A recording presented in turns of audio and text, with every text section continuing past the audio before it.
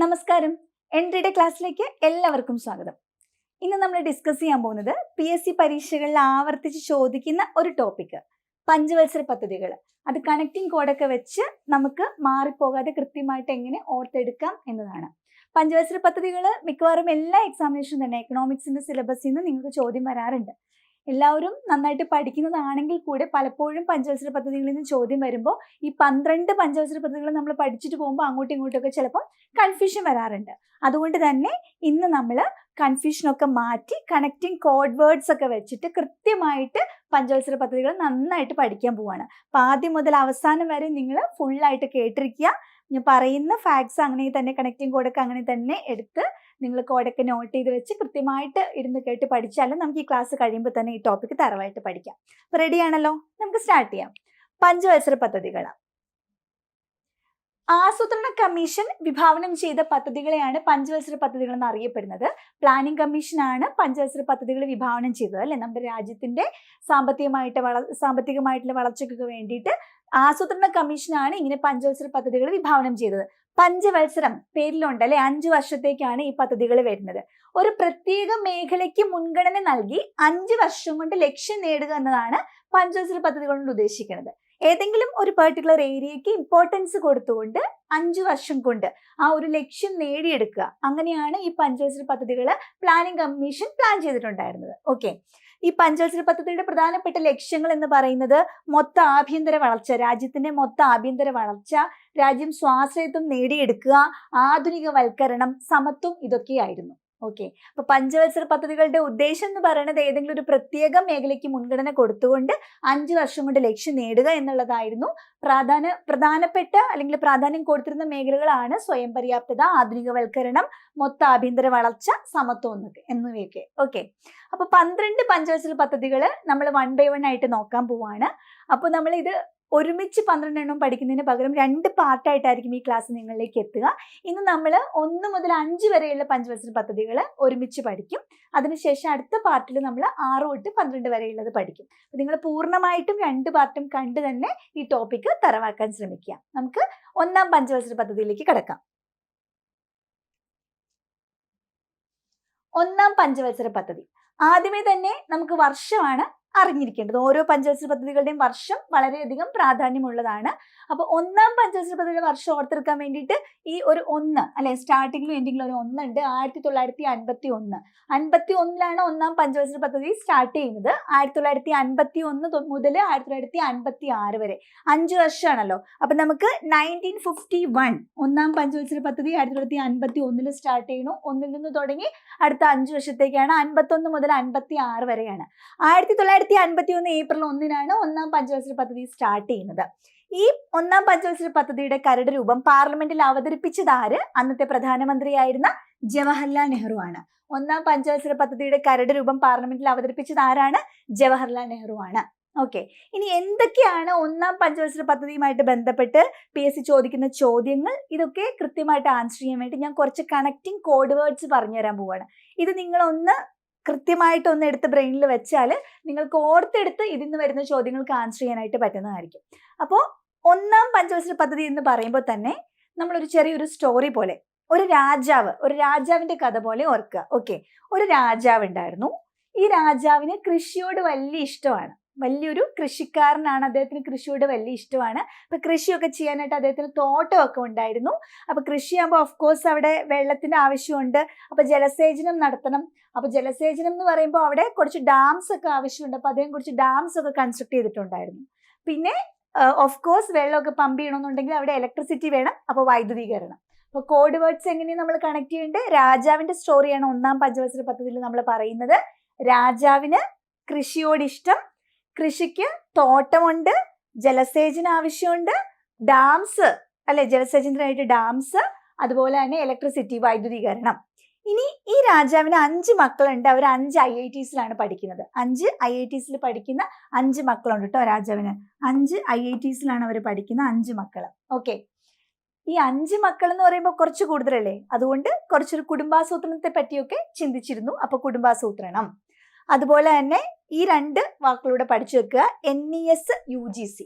ഇത്രയും കോഡ്സ് നിങ്ങൾ ഓർത്ത് വെച്ചാൽ ഒന്നാം പഞ്ചവത്സര പദ്ധതിയുമായിട്ട് കണക്ട് ചെയ്ത ചോദ്യങ്ങൾ ഏതാണെങ്കിലും നിങ്ങൾക്ക് ആൻസർ ചെയ്യാൻ പറ്റും. അപ്പൊ ഒന്നുകൂടെ നമുക്ക് ആ കോഡ് വേർഡ്സ് എന്ന് പറയാം.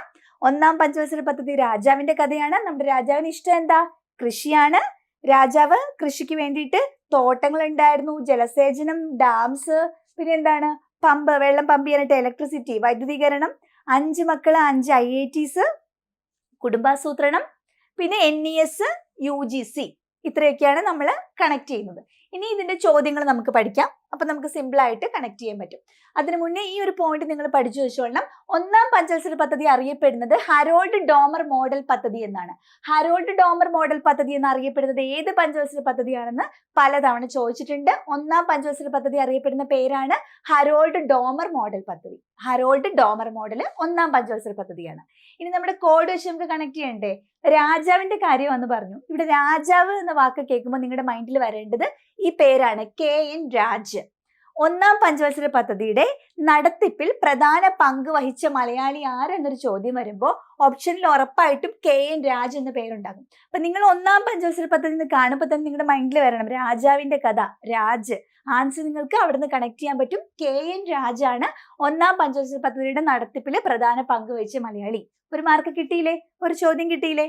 ഇനി ഈ രാജാവിന് കൃഷിയോടായിരുന്നു ഇഷ്ടം എന്ന് പറഞ്ഞു. അപ്പൊ ഒന്നാം പഞ്ചവത്സര പദ്ധതി ഏത് മേഖലയ്ക്കാണ് പ്രാധാന്യം കൊടുത്തത് എന്ന ചോദ്യത്തിന്റെ ഉത്തരമാണ് അത് കൃഷി, അഥവാ കാർഷിക പദ്ധതി എന്നറിയപ്പെടുന്നത് ഒന്നാം പഞ്ചവത്സര പദ്ധതിയാണ്. അപ്പൊ ഒന്നാം പഞ്ചവത്സര പദ്ധതി നമ്മൾ പറഞ്ഞല്ലോ, ഓരോ പഞ്ചവത്സര പദ്ധതികളും ഓരോ ഏരിയയ്ക്ക് പ്രാധാന്യം കൊടുത്തുകൊണ്ടാണ് വിഭാവനം ചെയ്തിട്ടുണ്ടായിരുന്നത് അല്ലെ, ആ ഒരു ലക്ഷ്യം നേടാൻ വേണ്ടി. അപ്പൊ ഒന്നാം പഞ്ചവത്സര പദ്ധതി പ്രാധാന്യം കൊടുത്തത് ഏത് ഏരിയയ്ക്കാണെന്ന് ചോദിച്ചാൽ കൃഷിക്കാണ്. അതുകൊണ്ട് ഇത് കാർഷിക പദ്ധതി എന്ന പേരിലാണ് അറിയപ്പെടുന്നത്. അപ്പൊ നമ്മുടെ രാജാവ് KN രാജാണ് ഇതിന് നടത്തിപ്പിൽ പ്രധാന പങ്ക് വഹിച്ച മലയാളി. ഇത് പ്രാധാന്യം കൊടുത്തത് കൃഷി എന്ന ഏരിയയ്ക്കാണ്. അതുകൊണ്ട് ഇതിനെ കാർഷിക പദ്ധതി എന്നും വിളിക്കുന്നു. ഇനി കൃഷി ജലസേചനത്തെ പറ്റി നമ്മൾ പറഞ്ഞു അല്ലെ, കൃഷിക്ക് ജലസേചനം ആവശ്യമാണ്.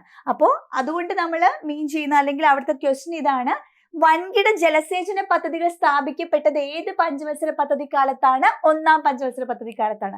ജലസേചന പദ്ധതികൾ എന്ന ചോദ്യത്തിൽ വരുമ്പോൾ തന്നെ നമ്മൾ ഓർക്കണം, എവിടെ നമ്മൾ ജലസേചനം പഠിച്ചത്? രാജാവിന് കൃഷി ചെയ്യാനാണ് വെള്ളം വേണ്ടത് അല്ലെ, ഒന്നാം പഞ്ചവത്സര പദ്ധതിയാണ് രാജാവിന്റെ സ്റ്റോറിയൊക്കെ നമ്മൾ പറഞ്ഞത്. അപ്പൊ വൻകിട ജലസേചന പദ്ധതികൾ സ്ഥാപിച്ചത് ഒന്നാം പഞ്ചവത്സര പദ്ധതി കാലത്താണ്.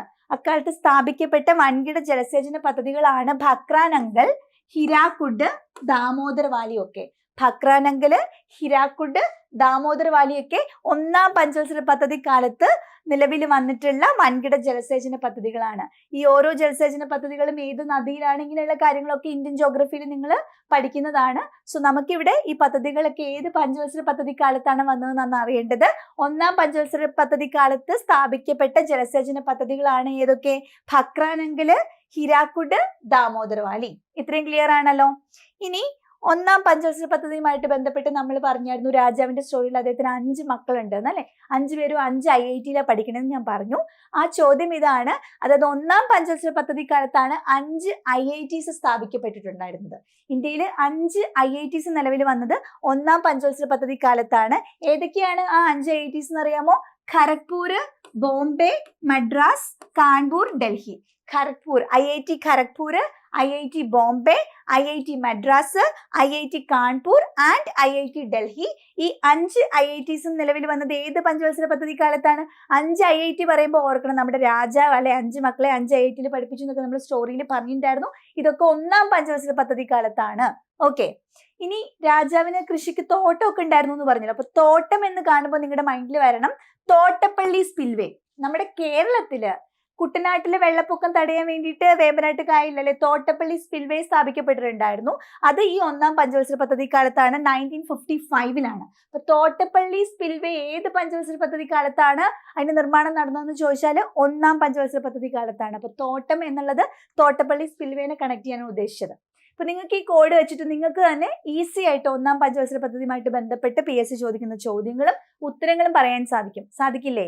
രാജാവ്, അപ്പൊ എന്താ ഒന്നാം പഞ്ചവത്സര പദ്ധതി നടപ്പിൽ വരുത്തിയത് അല്ലെ, ഒന്നാം പഞ്ചവത്സര പദ്ധതിയുടെ നടത്തിപ്പിൽ പ്രധാന പങ്കുവച്ച മലയാളി KN രാജ്. ഇനി ജലസേചനം, അപ്പൊ വൻകിട ജലസേചന പദ്ധതികൾ നിലവിൽ വന്നത് ഒന്നാം പഞ്ചവത്സര പദ്ധതി കാലത്ത്. ഏതൊക്കെയാണ്? ഭക്രാനങ്കല്, ഹിരാക്കുഡ്, ദാമോദർ വാലിയൊക്കെ. പിന്നെ തോട്ടം എന്ന് പറയുമ്പോൾ തോട്ടപ്പള്ളി സ്പിൽവേ 1955 കേരളത്തിൽ വന്നു. പിന്നെ രാജാവിന് 5 മക്കൾ, 5 IIT. അപ്പൊ 5 IITs, IIT Kharagpur, IIT Madras, IIT Bombay, IIT Kanpur, IIT Delhi ഒക്കെ നിലവിൽ വന്നത് ഒന്നാം പഞ്ചവത്സര പദ്ധതി കാലത്ത്. പിന്നെ എന്താ പഠിച്ചത്? കുടുംബാസൂത്രണം എന്ന് പറഞ്ഞല്ലോ. കുടുംബാസൂത്രണം നിലവിൽ വന്നത് 1952 ഒന്നാം പഞ്ചവത്സര പദ്ധതി കാലത്താണ് കുടുംബാസൂത്രണം നിലവിൽ വന്നത്. അവിടെ നിങ്ങൾക്ക് ഒരു കാര്യം കൂടെ കണക്ട് ചെയ്യാം. ഈ കുടുംബാസൂത്രണം എന്ന് പറഞ്ഞപ്പോൾ കുടുംബത്തിൽ നിന്നും ഇനി കുറച്ചൊന്ന് സമൂഹത്തിലേക്ക് ഇറങ്ങുകയാണ് ഈ രാജാവ്. അപ്പോൾ സാമൂഹിക വികസന പദ്ധതിയും കൂടെ നിങ്ങൾക്ക് ഇതിന്റെ കൂടെ കണക്ട് ചെയ്യാം. കുടുംബാസൂത്രണം പറഞ്ഞു കഴിയുമ്പോൾ തന്നെ മൈൻഡിൽ വരണം, കുടുംബത്തിൽ നിന്നും സമൂഹത്തിലേക്ക് ഇറങ്ങി സാമൂഹിക വികസന പദ്ധതി നിലവിൽ വന്നത് 1953 ഒന്നാം പഞ്ചവത്സര പദ്ധതി കാലത്താണ്. 2 പോയിന്റ്സും കൂടെ ഓർക്കുക. 1953 UGC സ്ഥാപിതമായിട്ടുള്ളത്. അതുപോലെ നാഷണൽ എക്സ്റ്റൻഷൻ സർവീസ് NES വന്നിട്ടുള്ളത് ഒന്നാം പഞ്ചവത്സര പദ്ധതി കാലത്താണ്. ഒന്നാം പഞ്ചവത്സര പദ്ധതി ക്ലിയർ ആയോ? പോയിന്റ്സ് ഒന്നോടെ ഓർത്ത് പറയാൻ പറ്റുമോ? ഒന്നാം പഞ്ചവത്സര പദ്ധതിയുടെ പേരെന്താണ്? ഹാരോൾഡ് ഡോമർ മോഡൽ പദ്ധതി എന്നാണ്. അതിന് പങ്കുവച്ച പ്രധാന മലയാളി നമ്മുടെ രാജാവ് ആരാണ്? KN രാജാണ്. കൃഷി, കാർഷിക മേഖലയ്ക്ക് പ്രാധാന്യം കൊടുത്ത പദ്ധതി. ജലസേചനം, വൻകിട ജലസേചന പദ്ധതികള് ഭക്രാനങ്കല്, ഹിരാക്കുഡ്, ദാമോദർ വാലിയൊക്കെ നിലവിൽ വന്നു. തോട്ടം, തോട്ടപ്പള്ളി സ്പിൽവേ 1955 കേരളത്തിൽ വന്നു. 5 IITs നിലവിൽ വന്നു. IIT Kharagpur, IIT Bombay Madras, Kanpur Delhi.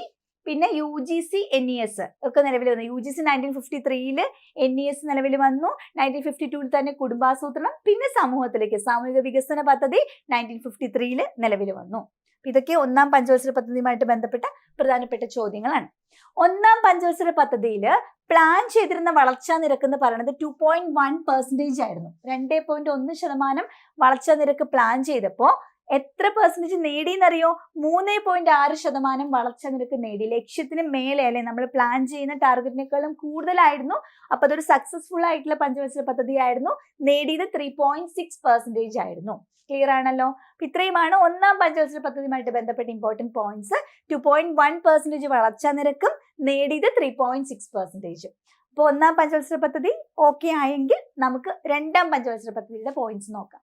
അപ്പൊ നമ്മൾ 2 പഠിച്ചു കഴിഞ്ഞിട്ട് 1ഉം 2ഉം കൂടെ കമ്പയർ ചെയ്യണം. നിങ്ങൾ എന്ത് പഠിക്കുമ്പോഴും ഇപ്പൊ 1, 2, 3, 4 എന്ന് കുറെ നമ്പേഴ്സ് ഉള്ള കാര്യങ്ങൾ നിങ്ങൾ പഠിക്കുകയാണെങ്കിൽ എപ്പോഴും നമ്മൾ പഠിക്കേണ്ട മെത്തേഡ് എന്ന് പറഞ്ഞാൽ, നമ്മൾ സ്കൂളിലൊക്കെ അങ്ങനെയല്ലേ നമ്പേഴ്സ് ഒക്കെ നമ്പേഴ്സ് നമ്മൾ പഠിച്ചിട്ടില്ലേ?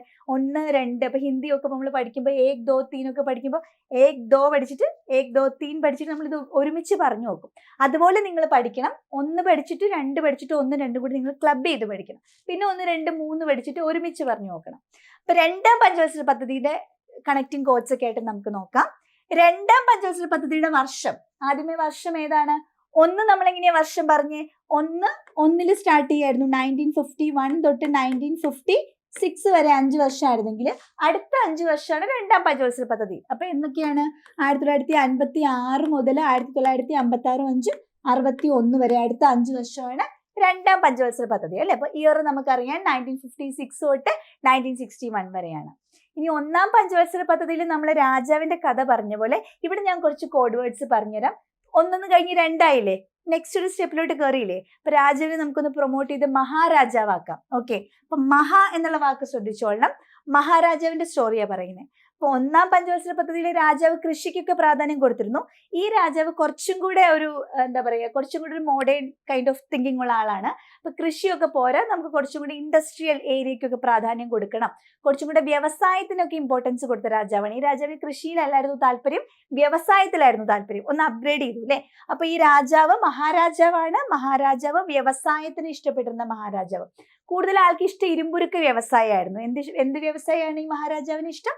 ഇരുമ്പുരുക്ക് വ്യവസായം ഇഷ്ടമുള്ള ഒരു മഹാരാജാവായിരുന്നു.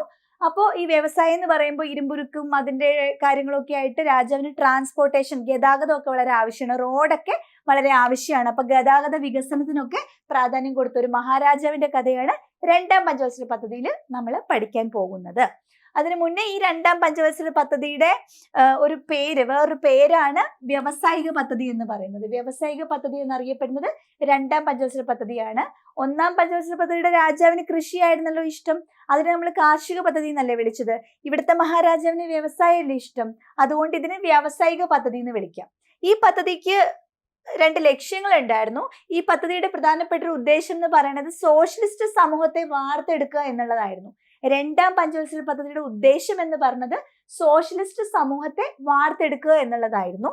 അതുപോലെ ഇതിന്റെ ഉപലക്ഷ്യങ്ങളായിരുന്നു തൊഴിലില്ലായ്മ കുറയ്ക്കുക, ദേശീയ വരുമാനം വർദ്ധിപ്പിക്കുക. ഇതിന്റെ ഉപലക്ഷ്യങ്ങളായിരുന്നു തൊഴിലില്ലായ്മ കുറയ്ക്കുക, ദേശീയ വരുമാനം വർദ്ധിപ്പിക്കുക. അപ്പൊ എല്ലാം തന്നെ ദേശീയ വരുമാനം കൂട്ടാൻ വേണ്ടിയിട്ട് തന്നെയാണ്. അപ്പൊ കാർഷിക പദ്ധതിയിൽ നിന്നും വ്യാവസായിക പദ്ധതിയിലേക്ക് വരുമ്പോൾ കുറച്ചും കൂടെ ആളുകൾക്ക് തൊഴിൽ കൊടുക്കണം, തൊഴിലില്ലായ്മ മാക്സിമം കുറയ്ക്കണം, ദേശീയ വരുമാനം വർദ്ധിപ്പിക്കുക, ഇതൊക്കെ ഉപലക്ഷ്യങ്ങളായിരുന്നു. ഒപ്പം സോഷ്യലിസ്റ്റ് സമൂഹത്തെ വാർത്തെടുക്കുക എന്നുള്ളതായിരുന്നു ഇതിന്റെ പ്രധാനപ്പെട്ട ഉദ്ദേശം. ഇനി ഈ പദ്ധതിയുമായിട്ട് ബന്ധപ്പെട്ട് വരുന്ന ചോദ്യങ്ങൾ നമ്മുടെ കണക്റ്റിംഗ് കോഡ് വേർഡ്സ് വെച്ചിട്ട് നമുക്ക് എങ്ങനെ ചോദ്യങ്ങൾക്ക് ആൻസർ ചെയ്യാന്ന് കണ്ടുപിടിക്കാം. സ്റ്റോറി ഓർമ്മയുണ്ടോ? ഇവിടെ മഹാരാജാവിന്റെ സ്റ്റോറിയാണ്. വ്യവസായം ഇഷ്ടപ്പെടുന്ന മഹാരാജാവാണ്. ഇരുമ്പുരുക്ക് ശാലകളൊക്കെ ഇഷ്ടപ്പെടുന്ന, ഇരുമ്പുരുക്ക് വ്യവസായം ഇഷ്ടപ്പെടുന്ന മഹാരാജാവാണ്. ട്രാൻസ്പോർട്ടേഷനൊക്കെ വേണ്ടിയിട്ട് കുറച്ച് കാര്യങ്ങളൊക്കെ ചെയ്തിട്ടുള്ള ഒരു മഹാരാജാവാണ് അല്ലെ. അപ്പൊ നമുക്ക് ചോദ്യങ്ങൾ എങ്ങനെ ഈ കോഡ്സ് വെച്ച് നോക്കാം, ചോദ്യങ്ങൾ എങ്ങനെ വരുന്നു നോക്കാം. മഹാരാജാവ് എന്ന് പറയുമ്പോൾ നിങ്ങളുടെ മനസ്സിൽ വരേണ്ടത് മഹാ വെച്ചിട്ട് മഹലനോബിസ് മാതൃക എന്നറിയപ്പെടുന്ന പഞ്ചവത്സര പദ്ധതി ഏതെന്നുള്ള ചോദ്യമാണ്. അപ്പൊ നിങ്ങൾ മഹാരാജാവ് വെച്ച് എങ്ങനെ മഹലനോബിസ് കണക്ട് ചെയ്യുന്നു ഓർക്കേണ്ട. നമ്മുടെ ക്വസ്റ്റ്യൻ പേപ്പറിൽ ചോദ്യം ഉണ്ട്, ഓപ്ഷനും ഉണ്ട് ഇല്ലേ. അപ്പൊ നിങ്ങളുടെ ചോദ്യം വരികയാണ്, രണ്ടാം പഞ്ചവത്സര പദ്ധതിയുടെ മറ്റൊരു പേരെന്ത്? ഓപ്ഷൻസിൽ ഉറപ്പായിട്ടും ഹരോൾഡ് ഡോമർ ഉണ്ടാകും, മഹലനോബിസ് ഉണ്ടാകും. അപ്പൊ നിങ്ങളുടെ മനസ്സിൽ എന്ത് വരണം? രണ്ടാം പഞ്ചവത്സര പദ്ധതി മഹാരാജാവിന്റെ കഥയാണ്. അപ്പൊ മഹ എന്ന വാക്ക് ഓപ്ഷനിൽ ഉള്ളത് മഹലനോബിസിലാണ്. അപ്പൊ നിങ്ങൾക്ക് വേഗം കണക്ട് ചെയ്യാൻ പറ്റും. മനസ്സിലായില്ലേ? നമുക്ക് നന്നായിട്ട് തരവായിരിക്കും. നമുക്ക് ഹരോൾഡ് ഡോമറും അറിയാം, മഹലനോബിസും അറിയാം. നമ്മൾ ഇതെല്ലാം പഠിച്ചു കഴിഞ്ഞിട്ട് എക്സാമിനേഷൻ ഹോളിൽ നമ്മൾ ഇരുന്ന് ടെൻഷൻ അടിച്ചൊക്കെ എഴുതുന്ന സമയത്ത് ഒരുപക്ഷെ അതിന് തൊട്ട് മുന്നത്തെ ചോദ്യത്തിന് ആൻസർ കിട്ടാതെ ആയിരിക്കും നമ്മൾ ഈ ചോദ്യത്തിലേക്ക് വരുന്നത്. ആ ടൈമിൽ നമുക്കൊരു കൺഫ്യൂഷൻ വന്നാൽ, ഒരു ടെൻഷൻ അടിച്ചാൽ, അപ്പോൾ നിങ്ങൾക്ക് ഇതൊക്കെ നല്ല രീതിയിൽ ഉപകരിക്കും. അപ്പൊ നിങ്ങൾ കൂളായിട്ട് ഇങ്ങനെ ആലോചിച്ചാൽ മതി. സെക്കൻഡ് 5 ഇയർ പ്ലാൻ നമ്മൾ മഹാരാജാവിന്റെ കഥയാണ് പറഞ്ഞത്. അപ്പൊ ഹരോൾഡ് ഡോമർ അല്ല, അത് മഹലനോബിസ് ആണെന്ന് നിങ്ങൾക്ക് കൃത്യമായിട്ട് ആ സമയത്ത് അത് ഹെൽപ്പ് ചെയ്യും. അപ്പൊ ഇത്തരം കണക്റ്റിംഗ് കോഡ്സ് അവിടെയാണ് നിങ്ങളെ ഹെൽപ്പ് ചെയ്യുക. നമ്മുടെ ഓപ്ഷൻസിൽ അത് കൃത്യമായിട്ട് കാണാൻ പറ്റും. അപ്പൊ മഹലനോബിസ് മാതൃകയാണ് രണ്ടാം പഞ്ചവത്സര പദ്ധതിയുടെ മറ്റൊരു പേര്. വ്യാവസായിക പദ്ധതി എന്ന് വിളിക്കുന്നത് രണ്ടാം പഞ്ചവത്സര പദ്ധതിയാണ്. ഇനി ഞാൻ പറഞ്ഞു ഈ രാജാവിന് ഇരുമ്പുരുക്ക് ശാലകൾ, ഇരുമ്പുരുക്ക് വ്യവസായത്തിനോട് വലിയ ഇഷ്ടമാണെന്ന് പറഞ്ഞു. അതെന്തിനത് പറഞ്ഞെന്ന് വെച്ചാൽ ഈ രാജാവിന്റെ കാലത്ത്, അതായത് ഈ ഒരു രണ്ടാം പഞ്ചവത്സര പദ്ധതിയുടെ കാലത്താണ് ഇന്ത്യയിൽ ഇരുമ്പുരുക്ക് ശാലകൾ നിലവിൽ വരുന്നത്. ഇന്ത്യയിലെ പ്രധാനപ്പെട്ട 3 ഇരുമ്പുരുക്ക് ശാലകൾ നിലവിൽ വന്നത് രണ്ടാം പഞ്ചവത്സര പദ്ധതി കാലത്താണ്. ഏതൊക്കെയാണ് ഇരുമ്പുരുക്ക് ശാലകൾ? ദുർഗാപൂർ, ഭിലായി, റൂർക്കേല. ഈ 3 ഇരുമ്പുരുക്ക് ശാലകൾ നിലവിൽ വന്നത് രണ്ടാം പഞ്ചവത്സര പദ്ധതി കാലത്താണ്. ഈ ഇരുമ്പുരുക്ക് ശാലകളുമായിട്ട് ചുറ്റിപ്പറ്റിയുള്ള ചോദ്യങ്ങൾ നിങ്ങൾക്ക് ഇവിടെ നിന്ന് ചോദിച്ചില്ലെങ്കിൽ മിക്കവാറും ജോഗ്രഫിയിൽ ചോദിക്കാറുണ്ട്. ഇന്ത്യൻ ജോഗ്രഫിയുടെ ഭാഗത്തുനിന്ന് ഈ ഇരുമ്പുരുക്ക് ശാലകൾ ഒരുപാട് ക്വസ്റ്റ്യൻ പേപ്പറിൽ ആവർത്തിച്ച് ചോദിക്കാറുണ്ട്. എങ്ങനെയാണ് ചോദിക്കാറ്? ഈ ഇരുമ്പുരുക്ക് ശാലകൾ ഏത് സംസ്ഥാനത്താണ്, അല്ലെങ്കിൽ ഏത് രാജ്യത്തിന്റെ സഹകരണത്തോടെയാണ് ഈ ഇരുമ്പുരുക്ക് ശാലകൾ പ്രവർത്തിക്കുന്നതെന്നൊക്കെ നമുക്ക്, ഈ ഇരുമ്പുരുക്ക് ശാലകൾ സ്ഥാപിതമായത് എന്നൊക്കെ ചോദ്യങ്ങൾ വരാറുണ്ട്. എന്നിട്ട് എല്ലാത്തിന്റെയും സംസ്ഥാനവും ഇതിനെല്ലാത്തിനെയും സപ്പോർട്ട് ചെയ്ത രാജ്യങ്ങളും ഒക്കെ ഓപ്ഷനിലും ഉണ്ടാകും. അവിടെയും ഈ പറഞ്ഞ മാതിരി കൺഫ്യൂഷൻ അടിക്കാറുണ്ട് പലപ്പോഴും. ആ കൺഫ്യൂഷൻ മാറ്റാൻ വേണ്ടി ഒരു കോഡ് കൂടെ ഞാൻ പറഞ്ഞു തരാം. ക്ലിയർ ആയിട്ട് ശ്രദ്ധിച്ചിരുന്നാലും നിങ്ങൾക്ക് ഇത് ഒരിക്കലും തെറ്റില്ല. ഈ ഒരു ബോക്സ് ആണ് ആ ഒരു കോഡ്. ഈ ബോക്സിൽ ഞാൻ ആദ്യം പക്ഷിയുടെ പേര് ബേർഡ് എന്നാണ് എഴുതിയിട്ടുള്ളത്. BI, ബേർഡിന്റെ BI ഒരുമിച്ച് എഴുതി 6D 3 കോളമാക്കി. ബേർഡിന്റെ താഴത്തെ കോളത്തിൽ ഞാൻ ഒരു ആനിമലിന്റെ പേര് എഴുതാൻ പോവാ. അപ്പൊ 3 കോളം അല്ലേ, അപ്പൊ അതുകൊണ്ട് 3 ലെറ്റർ ഉള്ള ഒരു ആനിമലിന്റെ പേര് എഴുതി, കൗ, COW. അതിന് താഴെ വീണ്ടും 3 കളേഴ്സിന്റെ പേര് എഴുതാൻ പോവാം. 3 കളേഴ്സ് എങ്ങനെയാ റാൻഡംലി പിക്ക് ചെയ്യുക? നമുക്ക് പ്രാഥമിക വർണ്ണങ്ങൾ 3 ഉണ്ടെന്ന് അറിയാലോ, പ്രൈമറി കളേഴ്സ്.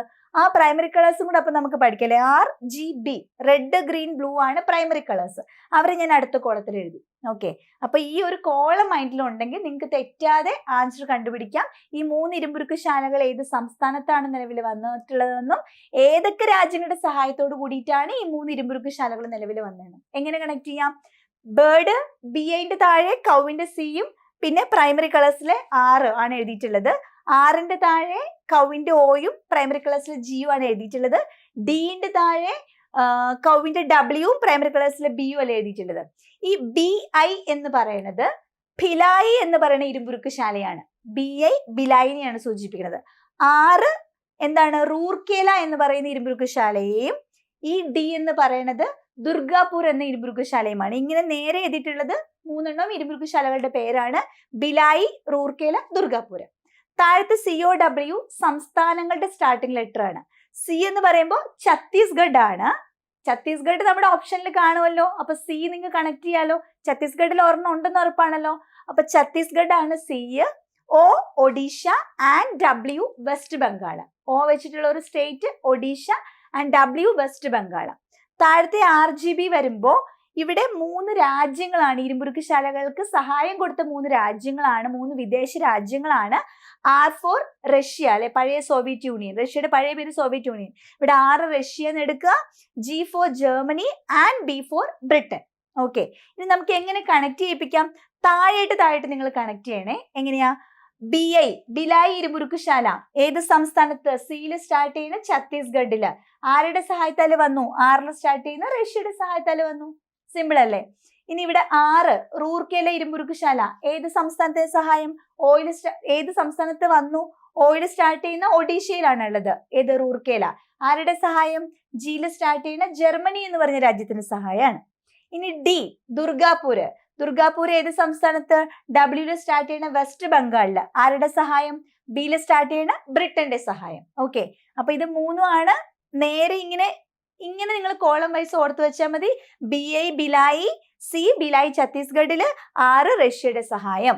അടുത്ത കോളത്തില് ഈ 3 എടുത്തിട്ടുണ്ടെങ്കിൽ രണ്ടാമത്തെ കോളത്തിലെ 3 എന്ന് പറഞ്ഞത് ROG ആണ്. ROGയിലെ 6 റൂർക്കേല, O ഒഡീഷയിൽ വന്നു, G ജർമ്മനിയുടെ സഹായം. മൂന്നാമത്തെ കോളത്തില് DWB. D ദുർഗാപൂര്, W വെസ്റ്റ് ബംഗാളിൽ വന്നു, B ബ്രിട്ടനിലാണ്. ബ്രിട്ടന്റെ സഹായത്തോട് കൂടിയിട്ടാണ് നിലവിൽ വന്നിട്ടുള്ളത്. അത്രയും ക്ലിയർ അല്ലേ? അപ്പൊ നമ്മള് രണ്ടാം പഞ്ചവത്സര പദ്ധതി പഠിച്ചുകൂടെ നമ്മൾ ഒരു കാര്യം കൂടെ അഡീഷണൽ പഠിച്ചിട്ടുണ്ട്. ഇന്ത്യയിലെ 3 ഇരുമ്പുരുക്ക് ശാലകള് ഏതൊക്കെ സംസ്ഥാനത്താണ്, ഏതൊക്കെ രാജ്യങ്ങളുടെ സഹായത്തോട് കൂടിയിട്ടാണ് നിലവിൽ വന്നത്? തെറ്റിക്കില്ലല്ലോ, ഒന്ന് പറഞ്ഞു നോക്കിക്കേ.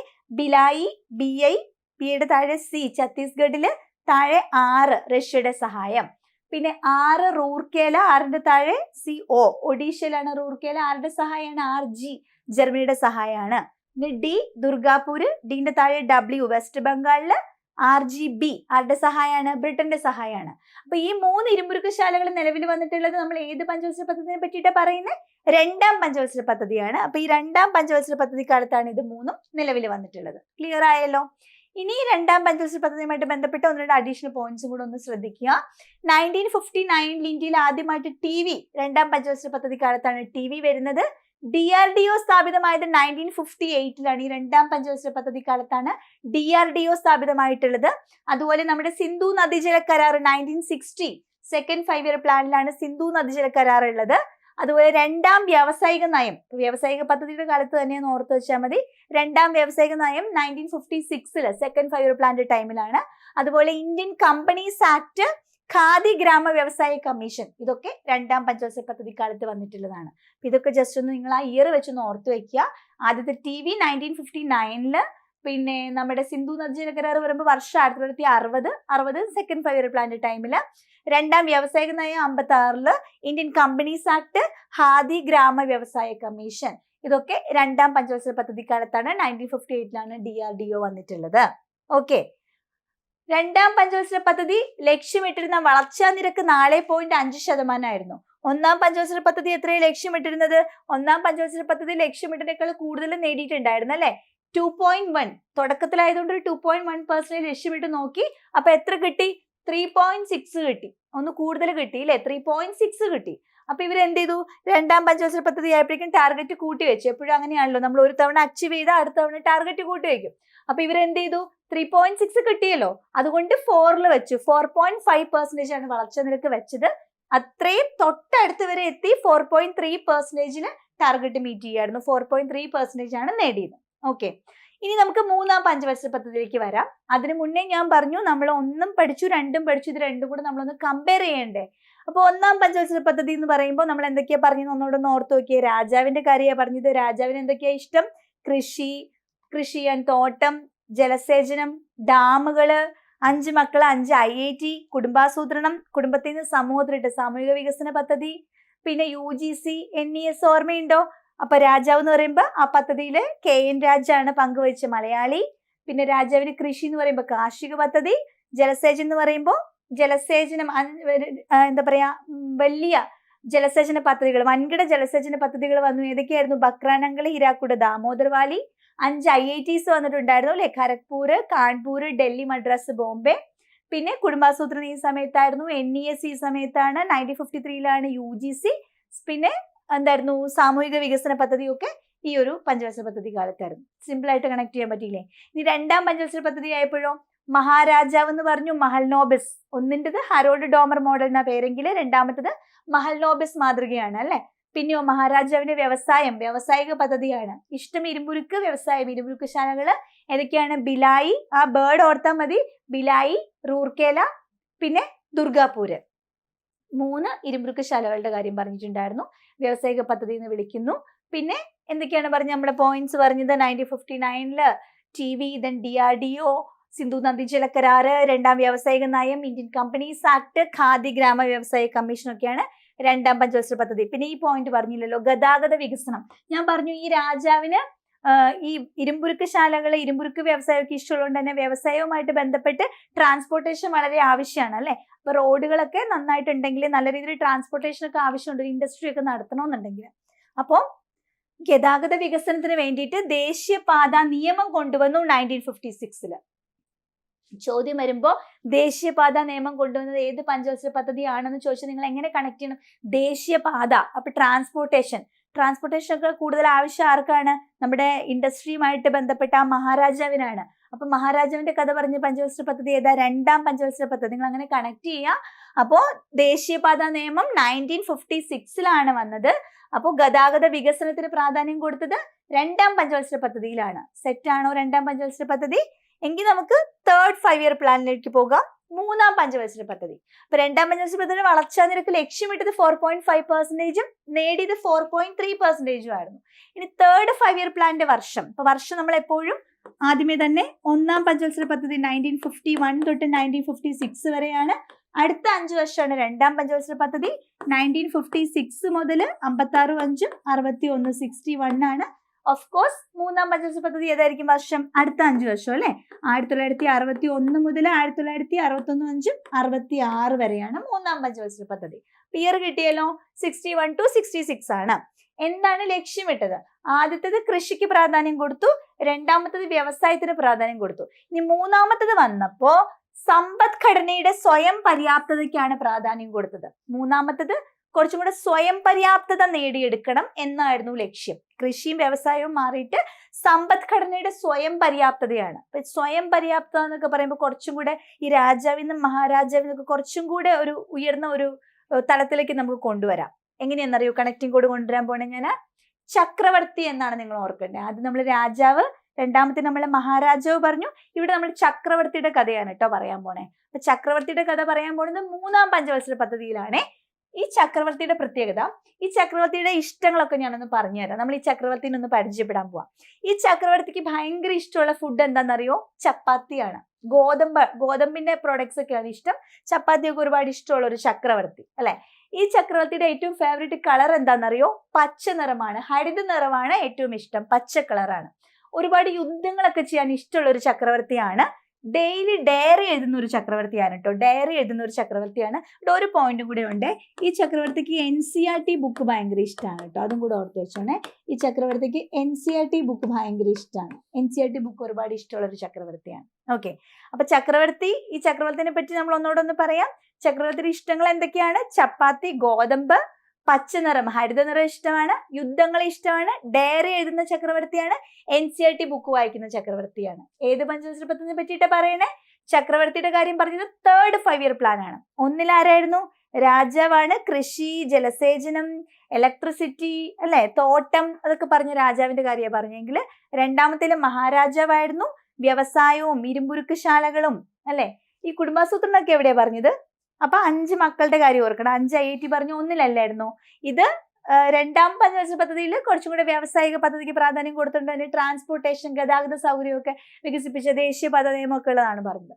തേർഡ് വന്നപ്പോ ചക്രവർത്തിയാണ്. ചപ്പാത്തി ഇഷ്ടമുള്ള, പച്ച നിറം ഇഷ്ടമുള്ള, ഹരിത നിറം ഇഷ്ടമുള്ള, ഡയറി എഴുതുന്ന, യുദ്ധം ചെയ്യാൻ ഇഷ്ടപ്പെടുന്ന, NCERT ബുക്ക് വായിക്കുന്ന ഒരു ചക്രവർത്തിയാണ്. നമുക്കിത് എങ്ങനെ കണക്ട് ചെയ്യാന്ന് നോക്കാം. ഇനി ചക്രവർത്തി എന്ന് പറയുമ്പോൾ നിങ്ങൾ ഓർക്കേണ്ടത് ജോൺ സാൻഡി ആൻഡ് ചക്രവർത്തി മോഡൽ. തേർഡ് 5-year പ്ലാനിനെ വിളിച്ചിരുന്നത് എന്താണ്?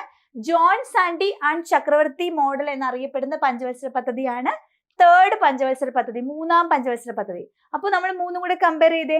ഒന്നാം പഞ്ചവത്സര പദ്ധതിയുടെ പേരെന്തായിരുന്നു? Harold Domar model.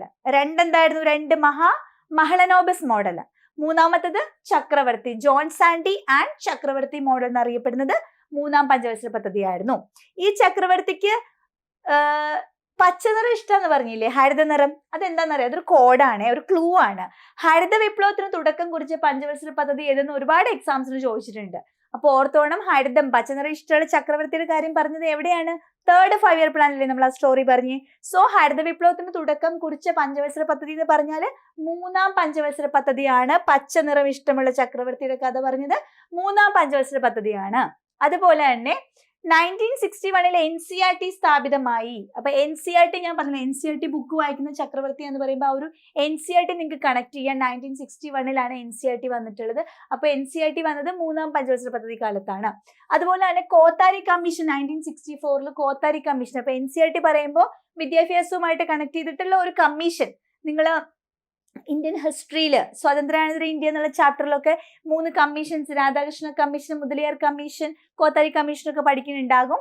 അപ്പൊ ഈ കോത്താരി കമ്മീഷൻ ഒക്കെ വന്നത് തേർഡ് 5 ഇയർ പ്ലാനിന്റെ കാലത്താന്ന് ഓർക്കണം കേട്ടോ. അതുപോലെ NCERT ബുക്ക് എന്ന് ഞാൻ പറഞ്ഞില്ലേ, ആ ബുക്ക് വേറൊരു ബൊക്കാറോ എന്ന് പറഞ്ഞൊരു ഇരുമ്പുരുക്കശാലയും കൂടി ഇന്ത്യയിലുണ്ട്. അതിനെ പറ്റിയിട്ട് കണക്ട് ചെയ്യാനാണ് അവിടെ NCERT ബുക്ക് എന്ന് പറഞ്ഞത്. അപ്പൊ ബുക്ക് വെച്ചിട്ട് ബൊക്കാറോ ഓർത്തോണം. ഭിലായിയും ദുർഗാപൂരും റൂർക്കേലയും നമ്മൾ പറഞ്ഞത് രണ്ടാം പഞ്ചവത്സര പദ്ധതി കാലത്താണെങ്കിൽ ബൊക്കാറോ എന്ന് പറഞ്ഞ ഇരുമ്പുരുക്കശാല വന്നിട്ടുള്ളത് മൂന്നാം പഞ്ചവത്സര പദ്ധതി കാലത്താണ്. മറ്റു മൂന്നും ഏത് രാജ്യത്തിന്റെ സഹായമാണെന്നും ഏത് സംസ്ഥാനത്താണെന്നും പഠിച്ചല്ലോ. പിന്നെ ബൊക്കാറോ ഏത് സംസ്ഥാനത്താണ്, ആരാ സഹായം കൊടുത്തെന്ന് പഠിക്കണ്ടേ. ബൊക്കാറോ എന്ന് പറഞ്ഞത് ജാർഖണ്ഡിലാണുള്ളത്. അപ്പൊ ബൊക്കാറോ, ഇത് കാറും ഇത് ജാറും ഒന്ന് കണക്ട് ചെയ്ത് വെച്ചാൽ മതി. അപ്പൊ നിങ്ങൾക്ക് ജാർഖണ്ഡ് കിട്ടും. Bokaro, car, jar. നിങ്ങൾക്ക് ജാർഖണ്ഡ് കണക്ട് ചെയ്യാം. ജാർഖണ്ഡിലാണ്.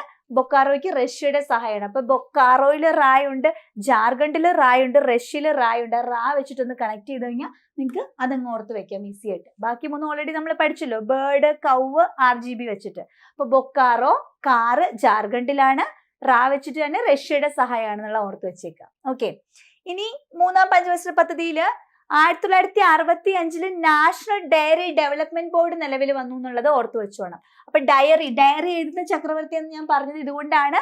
നാഷണൽ ഡയറി ഡെവലപ്മെന്റ് ബോർഡ് നിലവിൽ വന്നത് ഏത് പഞ്ചവത്സര പദ്ധതി കാലത്താണെന്ന് ചോദിച്ചു കഴിഞ്ഞാൽ നാഷണൽ ഡയറി ഡെവലപ്മെന്റ് ബോർഡ്. അപ്പൊ ഡയറി കാണുമ്പോൾ എന്തോർക്കണം? ഡയറി എഴുതുന്ന ചക്രവർത്തി അല്ലേ. അപ്പൊ തേർഡ് 5 ഇയർ പ്ലാൻ ഓർക്കാൻ വേണ്ടിയാണ് അവിടെ ചക്രവർത്തി ഡയറി എഴുതുന്നു എന്ന് പറഞ്ഞത്. അപ്പൊ നാഷണൽ ഡയറി ഡെവലപ്മെന്റ് ബോർഡ്, മലയാളത്തിൽ ക്ഷീരവികസന ബോർഡ് കേട്ടോ. ഇനി മലയാളമാണ് നിങ്ങൾ വായിക്കുന്നത്, ക്ഷീരവികസന ബോർഡാണ്. അപ്പൊ ആ ക്ഷീര എന്നുള്ള ഡയറി ആയിട്ട് കണക്ട് ചെയ്തോണം. ഡയറി ഡെവലപ്മെന്റ് ബോർഡ് വന്നിട്ടുള്ളത് തേർഡ് 5 ഇയർ പ്ലാനിലാണ്, 1965. ഓക്കെ. അപ്പോ ഇവിടെ ഞാൻ ചപ്പാത്തിയുടെ കാര്യം പറഞ്ഞ എന്താന്ന് നിങ്ങൾ വിചാരിച്ചിട്ടുണ്ടാവില്ല. അതിനെപ്പറ്റി ഞാനൊന്നും പറഞ്ഞില്ലല്ലോ. ചപ്പാത്തി എന്ന് പറഞ്ഞത്, ഗോതമ്പ് എന്ന് പറഞ്ഞ എന്തെന്ന് വെച്ചാൽ ഈ ഹരിത വിപ്ലവത്തിൽ ഏറ്റവും കൂടുതൽ മെച്ചുണ്ടാക്കിയ വിള ഏതാണ്? ഗോതമ്പാണ്. ഇത് പലവണ PSC ചോദിച്ചിട്ടുണ്ട്. അതുകൊണ്ടാണ് ആ ചക്രവർത്തിക്ക് ഗോതമ്പ് ഇഷ്ടമെന്ന് പറഞ്ഞത്. അപ്പൊ ഹരിത വിപ്ലവത്തിന്റെ മെച്ചം ഏറ്റവും കൂടുതൽ കിട്ടിയത് ഗോതമ്പിനായിരുന്നു. അപ്പൊ അതുകൊണ്ടിട്ടാണ് കേട്ടോ ആ ചക്രവർത്തിക്ക് ഗോതമ്പ് ഇഷ്ടമാണെന്ന് പറഞ്ഞത്. അപ്പോ മൂന്നാം പഞ്ചവത്സര പദ്ധതിയുടെ പോയിന്റ്സ് നിങ്ങൾക്ക് ഇപ്പൊ തന്നെ പറയാൻ പറ്റില്ലേ ഈ ഒരു ചക്രവർത്തിനെ വെച്ചോണ്ട്? ജോൺ സാൻഡി ആൻഡ് ചക്രവർത്തി മോഡല് അല്ലെ, ജോൺ സാൻഡി ആൻഡ് ചക്രവർത്തി മോഡല്. ചക്രവർത്തിക്ക് ഇഷ്ടമുള്ള കാര്യങ്ങൾ, പച്ച നിറം എന്ന് പറയുമ്പോൾ ഹരിത വിപ്ലവത്തിന് തുടക്കം കുറിച്ചു. അതിൽ ഏറ്റവും കൂടുതൽ ഗുണമേന്മ കിട്ടിയത് ചപ്പാത്തി എന്ന് പറഞ്ഞ ഗോതമ്പിനാണ്. പിന്നെ ഡയറി എഴുതുന്നു എന്ന് പറയുമ്പോൾ ക്ഷീരവികസന ബോർഡ് നിലവിൽ വന്നത് ഇക്കാലത്താണ്. NCERT ബുക്ക് എന്ന് പറയുമ്പോൾ NCERT സ്ഥാപിതമായത് ഇക്കാലത്താണ്. ബുക്ക് എന്ന് പറയുമ്പോൾ ബൊക്കാറോ വന്നിട്ടുള്ളത് ഈ മൂന്നാം പഞ്ചവത്സര പദ്ധതി കാലത്താണ്. അതിന്റെ പേരാണ് ജോൺ സാൻഡി ആൻഡ് ചക്രവർത്തി മോഡൽ. ജോൺ സാൻഡി ആൻഡ് ചക്രവർത്തി മോഡൽ എന്ന് പറഞ്ഞത് ഈ ഒരു പഞ്ചവത്സര പദ്ധതിയാണ്. അതുപോലെ ഈ ചക്രവർത്തിക്ക് യുദ്ധങ്ങൾ ഇഷ്ടമെന്ന് ഞാൻ പറഞ്ഞില്ലേ. യുദ്ധങ്ങൾ അത് വളരെ ഇമ്പോർട്ടന്റ് ആയിട്ടുള്ള പോയിന്റ് ആണ്. വലിയ 2 യുദ്ധങ്ങൾ ഇന്ത്യയിൽ നടന്നത് ഈ തേർഡ് 5 ഇയർ പ്ലാനിലാണ്. 1962 ഇന്ത്യയും ചൈനയും തമ്മിലൊരു വാർ നടന്നു. 1965 ഇന്ത്യയും പാകിസ്ഥാനും തമ്മിലൊരു വാർ നടന്നു. 2 യുദ്ധങ്ങൾ നടന്നു ഈ ഒരു തേർഡ് 5 ഇയർ പ്ലാനിന്റെ സമയത്ത്. India China war 1962 and India Pak war 1965. ഈ 2 യുദ്ധങ്ങൾ നടന്നതുകൊണ്ട് എന്ത് പറ്റി? നമ്മൾ ഒരുപാട് സാമ്പത്തിക വളർച്ചയൊക്കെ ലക്ഷ്യമിട്ടുകൊണ്ട് ഒരു 5 ഇയർ പ്ലാൻ ഒക്കെ കൊണ്ടുവന്ന സമയത്താണ് ഈ 2 യുദ്ധങ്ങൾ വന്നത്. യുദ്ധം വന്നാൽ ഓഫ് കോഴ്സ് നമ്മുടെ സമ്പത്തൊക്കെ കുറയും അല്ലെ. അപ്പോൾ അന്ന് പ്ലാൻ ചെയ്ത വളർച്ചാ നിരക്ക് 5.6 ആയിരുന്നു. അതിന് മുന്നേ 4.3 അച്ചീവ് ചെയ്തുകൊണ്ട് ഒന്നുകൂടെ കയറ്റിപ്പിടിച്ചു. 5.6 ഒക്കെ പ്ലാൻ ചെയ്തെങ്കിലും വളരെ ശോചനീയമായി നമ്മൾ 2.8% ആണ് അന്ന് ഗ്രോത്ത് നേടിയിട്ടുണ്ടായിരുന്നത്. ഓൺലി 2.8% വന്നു അല്ലെ. ഫസ്റ്റ് 5 ഇയർ പ്ലാനിനേക്കാളും താഴെ എത്തി. കാരണം ഇവിടെ 2 യുദ്ധങ്ങൾ നടന്നിട്ടുണ്ടായിരുന്നു. അപ്പൊ അങ്ങനെ വന്നു കഴിഞ്ഞപ്പോൾ ഈ 3 പഞ്ചവത്സര പദ്ധതിയിൽ മൂന്നാമത്തെ എത്തിയപ്പോഴേക്കും എല്ലാവർക്കും ഒന്ന് നിരാശയായി. അവിടെ വെച്ചിട്ട് ഒന്ന് ബ്രേക്ക് എടുക്കുക. ഓക്കെ, ഒരു ബ്രേക്ക് ആണ്. അപ്പൊ 3 5 ഇയർ പ്ലാൻസ് കഴിയുമ്പോൾ ഒരു ബ്രേക്ക് ആണ്, ഒരു വാർ ബ്രേക്ക് അല്ലെ. ഒരു യുദ്ധം, 2 യുദ്ധം നടന്നു. So there is a break. ഞാൻ പറഞ്ഞു വരുന്നത് ബ്രേക്ക് എന്ന് പറഞ്ഞത് 1951 തുടങ്ങിയ ഒരു ജേർണി ആയിരുന്നു. 5 വർഷം കൂടുമ്പോഴുള്ള ഈ ജേർണി ആയിരുന്നു. 51 to 56, പിന്നെ അവിടെ നിന്ന് 56 തൊട്ടിട്ട് 61, പിന്നെ 61 തൊട്ട് 66 വരെ അടുപ്പിച്ച് 3 പഞ്ചവത്സര പദ്ധതി പോയപ്പോഴാണ് ഈ 2 യുദ്ധം വന്നത്. സോ നമ്മൾ അടുത്ത പഞ്ചവത്സര പദ്ധതി അടുത്ത വർഷം സ്റ്റാർട്ട് ചെയ്യുന്നില്ല. അവിടെ ഒരു ബ്രേക്ക് എടുക്കുകയാണ്. എത്ര വർഷത്തെ ബ്രേക്ക് എടുക്കണേ? 3 പദ്ധതി കഴിഞ്ഞപ്പോഴല്ലേ, അല്ലെങ്കിൽ 3-ാം പഞ്ചവത്സര പദ്ധതി കഴിഞ്ഞപ്പോഴല്ലേ ബ്രേക്ക്. അപ്പൊ 3 വർഷത്തെ ബ്രേക്ക് ആണെന്ന് ഓർക്കുക. 1966 തൊട്ട് 1969 വരെ പഞ്ചവത്സര പദ്ധതി ഇല്ല, പകരം പ്ലാൻ ഹോളിഡേ ആയിരുന്നു. 1966 തൊട്ട്, അന്ന് ഇന്ദിരാഗാന്ധി പ്രധാനമന്ത്രിയായിട്ട് വന്ന സമയത്താണ്. ഇന്ദിരാഗാന്ധിയാണ് ഈ പ്ലാൻ ഹോളിഡേയുടെ സമയത്ത് പ്രധാനമന്ത്രി. സോ പ്ലാൻ ഹോളിഡേയുടെ ടൈം പീരീഡ് 1966 തൊട്ട് 1969 വരെയാണ്. അപ്പൊ ഇതുവരെ നിങ്ങൾക്കൊന്ന് ഓർത്ത് പറയാൻ പറ്റുമോ?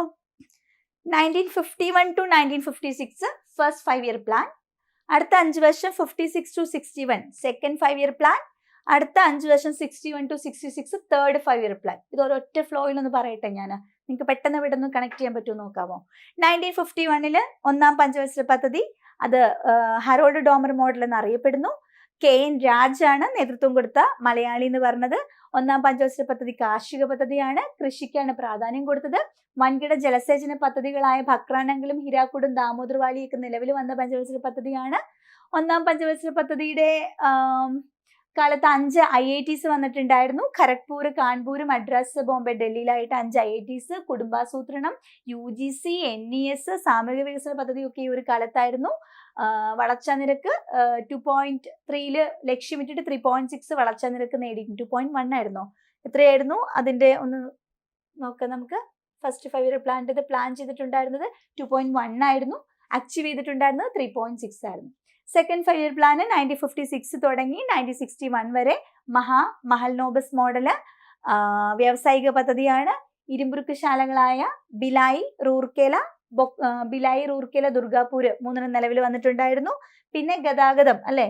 അപ്പോൾ ദേശീയപാത 1956 ദേശീയ പാത നിയമം കൊണ്ടുവരുന്നത്. ഗതാഗത വികസനത്തിന് പ്രാധാന്യം കൊടുത്തു. പിന്നെ ഫസ്റ്റ് TV, അതുപോലെ തന്നെ സിന്ധു നദീജല കരാറ്, DRDO, 2-ാം വ്യാവസായിക നയം, ഖാദി ഗ്രാമ വ്യവസായ കമ്മീഷൻ, ഇന്ത്യൻ കമ്പനീസ് ആക്ട് ഒക്കെ ഈ ഒരു കാലത്ത് നിലവിൽ വന്നു.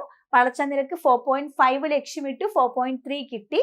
നെക്സ്റ്റ് 5 ഇയർ 1961 തൊട്ട് 66 വരേക്കും തേർഡ് 5 ഇയർ പ്ലാൻ വരുന്നു. ചക്രവർത്തി ഹരിത വിപ്ലവത്തിന് തുടക്കം കുറിച്ചു. ഗോതമ്പിന് ഒരുപാട് മെച്ചം കിട്ടിയ ഒരു പഞ്ചവത്സര പദ്ധതിയാണ്. സമ്പദ്ഘടനയുടെ സ്വയം പര്യാപ്തതയായിരുന്നു ലക്ഷ്യമിട്ടിട്ടുണ്ടായിരുന്നത്. ഈ ചക്രവർത്തി ഡയറി, അപ്പൊ ക്ഷീരവികസന ബോർഡ് അല്ലെ, ഡയറി ഡെവലപ്മെന്റ് ബോർഡ് വന്നു. പിന്നെ ഹരിത വിപ്ലവത്തിന് തുടക്കം കുറിച്ചു. പച്ചനിറം. NCERT നിലവിൽ വന്നു. ബുക്ക് ബൊക്കാറോ ഇരുമ്പുരുക്കുശാല നിലവിൽ വന്നു. യുദ്ധങ്ങൾ 2 എണ്ണം വന്നു. ഇന്ത്യ പാക് വാർ 1965, അതിന് മുന്നേ 1962 ഇന്ത്യ ചൈന വാർ വന്നു. ജോൺ സാൻഡി ആൻഡ് ചക്രവർത്തി മോഡൽ എന്നാണ് ഇതിന്റെ പേര്. 2 യുദ്ധം കഴിഞ്ഞു കഴിഞ്ഞപ്പോഴേക്കും നമ്മുടെ വളർച്ചാ നിരക്കൊക്കെ പ്ലാൻ ചെയ്ത പോലെ കിട്ടിയില്ല. എത്രയായി? 2.8% ആണ് നേടിയത്. 5.6 ലക്ഷ്യമിട്ടിട്ട് 2.8% ആണ്. അപ്പൊ നമുക്കിനി 4-ാം പഞ്ചവത്സര പദ്ധതിയിലേക്ക് വരാം. 4-ാം പഞ്ചവത്സര പദ്ധതിയുടെ കാലയളവ് 1969 തൊട്ട് 1974 ആണ്. അടുത്ത 5 വർഷക്കാലമാണ്. അപ്പൊ 3-ാം പഞ്ചവത്സര പദ്ധതി കഴിഞ്ഞിട്ടുള്ള പ്ലാൻഡ് ഹോളിഡേ ആണ് 3 വർഷം. 66 to 69, 69 to 74 4-ാം പഞ്ചവത്സര പദ്ധതിയുടെ ലക്ഷ്യം എന്ന് പറയുന്നത് സ്ഥിരതയോടുകൂടിയ വളർച്ച, സ്വാശ്രയത്വം നേടിയെടുക്കുക. 1 കൃഷി, 2 വ്യവസായം, 3 സമ്പദ്ഘടനയുടെ സ്വയം പര്യാപ്തതയായിരുന്നു. പക്ഷെ ഇതുകൊണ്ടൊന്നും നമുക്കൊരു സ്റ്റെബിലിറ്റി വരുന്നില്ല. അപ്പോൾ 4-ലാണ് ലക്ഷ്യം വെക്കുന്നത്. എന്ത് വേണം? സ്റ്റെബിലിറ്റി വേണം, സ്ഥിരതയോട് കൂടിയിട്ടുള്ള ഒരു വളർച്ച വേണം. അപ്പൊ അതാണ് ലക്ഷ്യം. ഓക്കെ.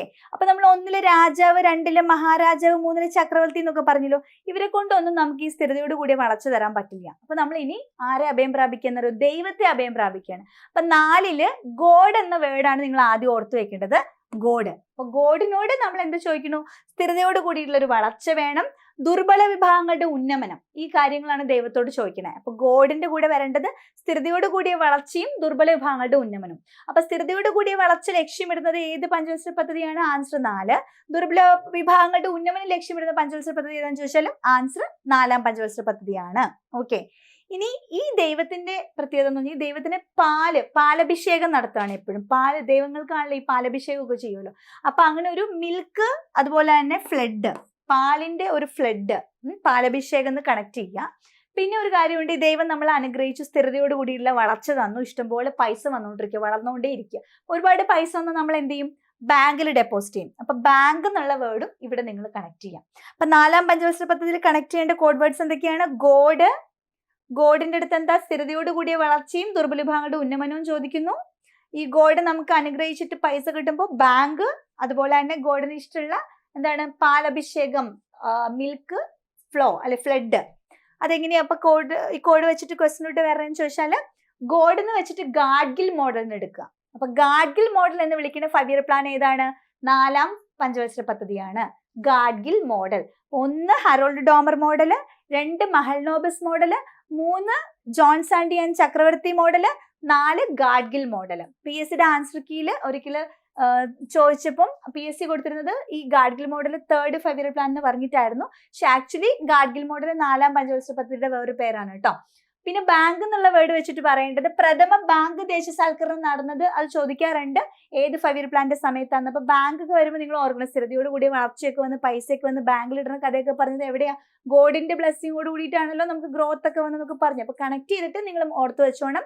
4ാം പഞ്ചവത്സര പദ്ധതി കാലത്താണ് പ്രഥമ ബാങ്ക് ദേശസാൽക്കരണം. വർഷം 1969 ആണ്.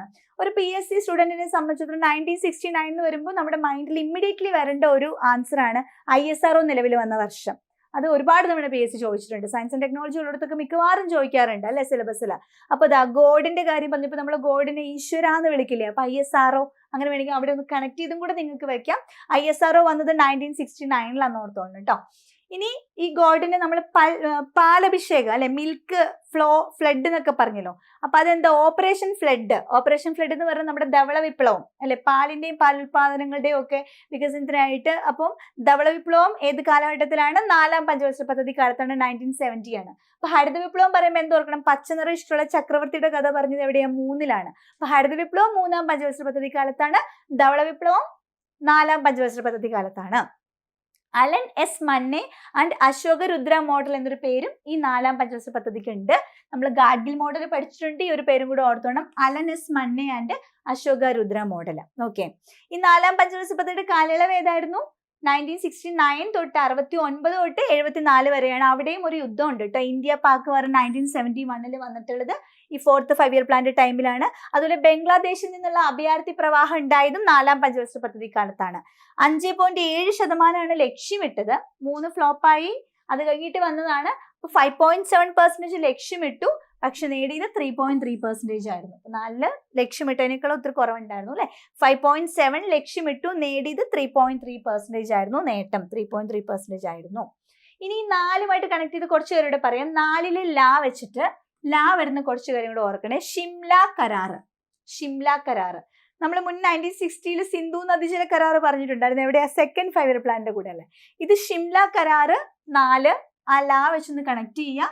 ഷിംല കരാർ ഏതാ? ഇന്ത്യയും പാകിസ്ഥാനും കൂടെ നടത്തിയിട്ടുള്ള ഒരു സമാധാന ഉടമ്പടിയായിരുന്നു. ഇന്ദിരാഗാന്ധിയും സുൽഫിക്കർ അലി ഭൂട്ടോയും കൂടെ, പ്രധാനമന്ത്രിമാർ ഇന്ത്യയുടെയും പാകിസ്ഥാന്റെയും ഇന്ദിരാഗാന്ധിയും സുൽഫിക്കർ അലി ഭൂട്ടോയും കൂടെ ചേർന്ന് നടത്തിയ ഷിംല കരാർ ഏത് പഞ്ചവത്സര പദ്ധതി കാലത്തായിരുന്നു? ഷിംല വെച്ചിട്ട് 4 ഓർത്ത് വെച്ചോണം.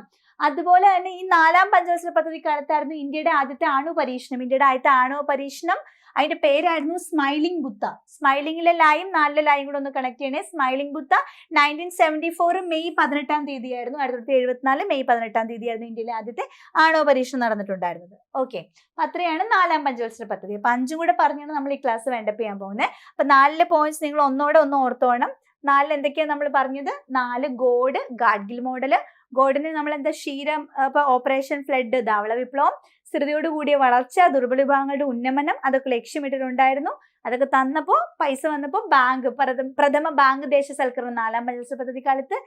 വെച്ചിട്ട് സ്മൈലിംഗ് ബുദ്ധ ഇന്ത്യയുടെ ആദ്യത്തെ ആണവ പരീക്ഷണം, ഷിംല കരാറ് ഒക്കെ 4ാം പഞ്ചവത്സര പദ്ധതി കാലത്തായിരുന്നു. അതുപോലെ Alan S Manne and Ashok Rudra model.